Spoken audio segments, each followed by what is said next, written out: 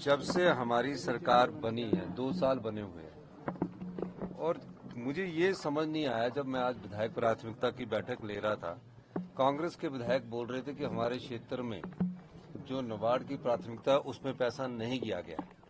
तो मैंने आज लिस्ट देखी और मंत्री मंडल के सदस्य बोल रहे थे कि हमारी जो प्रायोरिटी डीपीआर है वो कहाँ गई है। अब लिस्ट में पढ़ के बताना चाहता हूँ कि भारतीय जनता पार्टी के विधानसभा क्षेत्रों में सबसे ज्यादा नाबार्ड का पैसा गया है। ये मैं नहीं कह रहा, ये तथ्य कह रहे हैं। मैं पढ़ना चाहता हूँ, बताना चाहता हूँ कि ये वॉकआउट जो करते हैं ये सिर्फ राजनीति दृष्टिकोण देखकर वॉकआउट करते हैं। जब इन्होंने देखा कि हमारी सारी प्रायोरिटी हमारे क्षेत्र की चली गई है, तो उसके बाद मैं आपको बताना चाहता हूँ कि सबसे ज्यादा पैसा पिछले 2 साल में और उससे पहले भी जयराम ठाकुर जी के विधानसभा क्षेत्र में दिया गया। नैना देवी में 124 करोड़ रुपया 2 साल में नाबार्ड की सड़कों के लिए दिया गया और उनकी जो लिमिट थी 173 करोड़ रुपया वो पूरी हो चुकी है। 2 साल में कितना दिया? 123 करोड़। आपको और बताना चाहता हूं, करसोग में तो भारतीय जनता पार्टी जीती है। 127 करोड़ रुपया हमारे द्वारा दिया गया और उनकी 174 करोड़ रुपए की लिमिट पूरी हो चुकी है।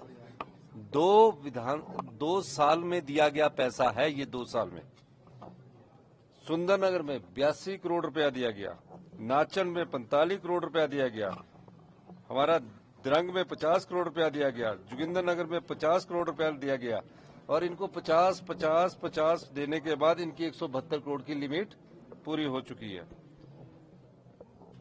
धर्मपुर में 38 करोड़ रुपया दिया गया, सिराज में 50 करोड़ रुपया देकर 172 करोड़ से भी ज्यादा दिया गया, क्योंकि 172 करोड़ 44 लाख हुआ।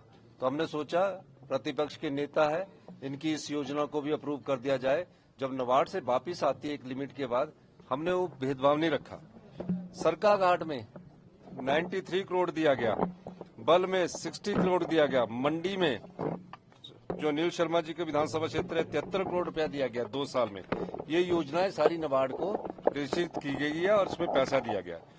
जो हमारे यहाँ जो कांग्रेस के विधायक है, मैं उसके बारे में बताना चाहता हूँ कि इनके अभी जो 172 करोड़ की लिमिट है वही नहीं पूरी होगी। अब जसवा परागपुर में हमारी सरकार बनने के बाद भी हमने वहां 173 करोड़ रुपया हमने वहां दिया। तो ये सारी चीजें हमने जो है योजना के अंतर्गत दी गई। लेकिन भारतीय जनता पार्टी जिस प्रकार वॉकआउट कर रही है, वो अपने अस्तित्व की लड़ाई लड़ रही है। वो राज्यसभा चुनाव सीट जीतने के बाद से थोड़े से असहज हो चुके हैं।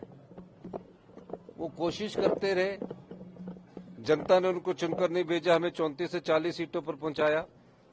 अब सवाल ये है कि उस चुनाव का नेतृत्व 2 लोग कर रहे थे, एक जयराम ठाकुर जी और एक राजीव बिंदल जी।